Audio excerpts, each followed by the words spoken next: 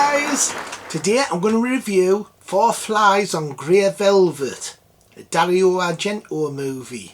This is from 1971. Dario Argento directed and wrote the film. Third and final film in the Animal trilogy. The two films before that was Bird with the Crystal Plumage and Cat o' Nine Tails. Four Flies on Grey Velvet stars Michael Brandon as Roberto, Mimsy Farmer as Nina. Hey, that's that bugger out of Dempsey and Makepeace. Yeah, that's right, Bones. He was in Dempsey and Makepeace. Ennio Morricone did the music. It runs 105 minutes. And this film was hard to get. It was considered sort of like lost. But in 2009 it was remastered and has an extended edit cut on the Blu-ray. So I love the early Argento films from the 70s and the 80s.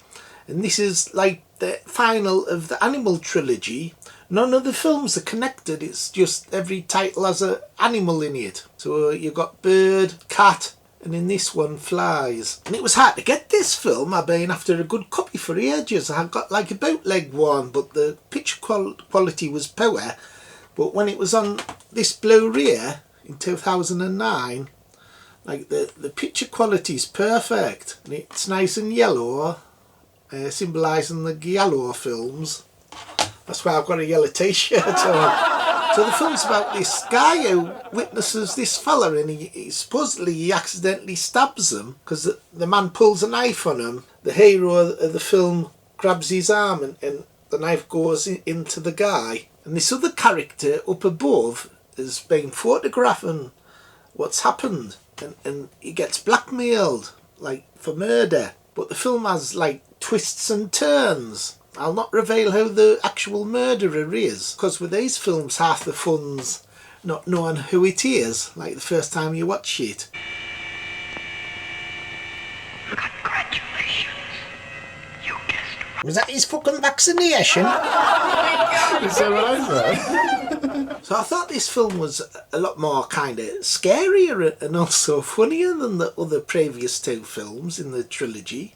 There's a wonderful score by Ennio Morricone, particularly the love scene in the bathtub. Like really nice like background music. Luigi Cozzi said this film, Dario intended this film to be seen in complete darkness. So he's suggesting that when you watch this film, watch it totally dark. The film is very dark as well, so that's probably why there's lots of scenes where it's in darkness. Very dark looking film. There's also lots of funny characters. I like the private investigator that he hires. And this film just seems to be better directed than the previous two films. Like it's like Argento's really getting into the swing of directing movies at this point. A really strange murder scene where this woman sat on a bench waiting to meet someone, and it's daylight, and then all of a sudden it goes dark. And like the people who she's watching vanish. Really weird scene. It's as though like the director is changing time and space. So it's almost like it's supernatural. She's running around this like hedge place and like a maze, and it gets really dark like midnight. So that happens all of a sudden. Really bizarre scene. Another weird thing about this film is Michael Brandon's character's always having this nightmare of someone getting beheaded. When you think about it, he has this dream 3 times throughout the film.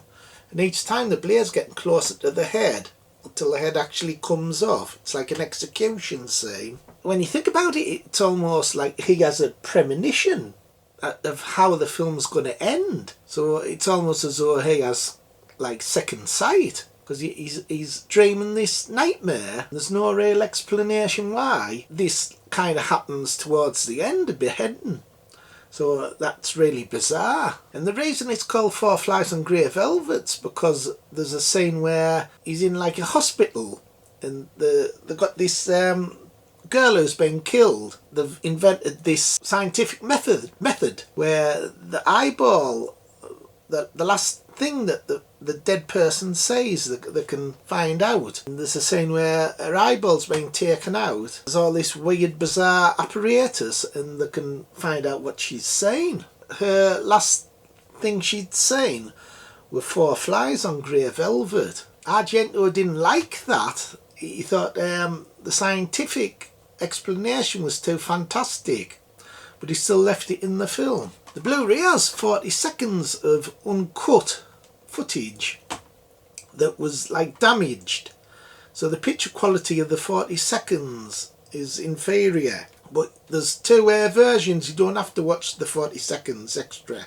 But I did, it didn't make much difference. There's also strange flashback sequences of someone being in a padded cell. That's really eerie. Stop acting like a baby. Stop crying. You hear? I never want to see you cry. What have you done now? You'll end up in a... An actual revelation of the four flies on grey velvet's really clever. When you find out like why the dead girl saw four flies. So, really clever that. And when you do find out the revelation of who the actual killer is, it's excellent. Like, it's all explained. I really like the plot of this film. It was quite fascinating. I used to think before I watched this on Blu-ray that this was the weakest of the three films. But now I think it's the best of the three films. I think this one's the best. Second best's The Bird with the Crystal Plumage, and the last one, Cat o' Nine Tails, even though Cat o' Nine Tails is excellent as well.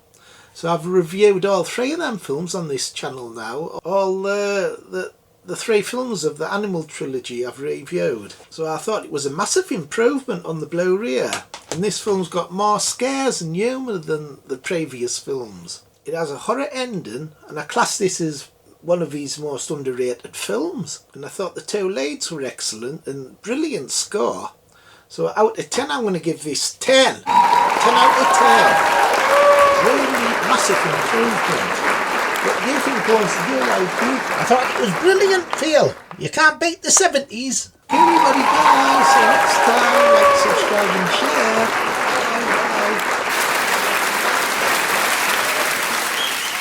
An evening of darkness becomes an eternity of terror and suspense as a killer stalks the streets of a city in search of unsuspecting victims.